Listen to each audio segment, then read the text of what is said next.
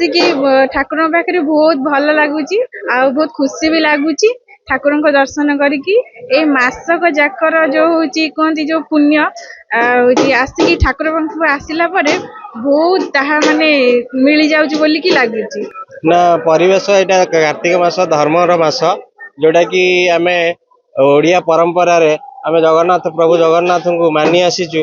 ଏଇଟା କି ଆଜି ମାସ ସାରା ଆମେ ନିରାମିଷ ଖାଇ ବିନା ପିଆଜ ରସୁଣ ଖାଇ ଆମେ ପ୍ରଭୁଙ୍କୁ ଦର୍ଶନ କରିଛୁ।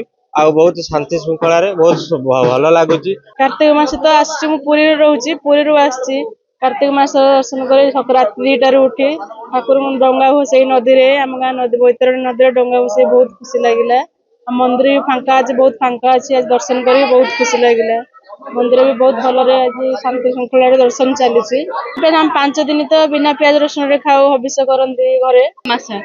ଆମେ କାର୍ତ୍ତିକ ମାସରେ ଆଇଁଷ ଖାଉନା। ଆଉ ଆମେ ମାସ ସାରା ଯୋଉ ଭୋରୁ ଉଠି ଗାଧଉ।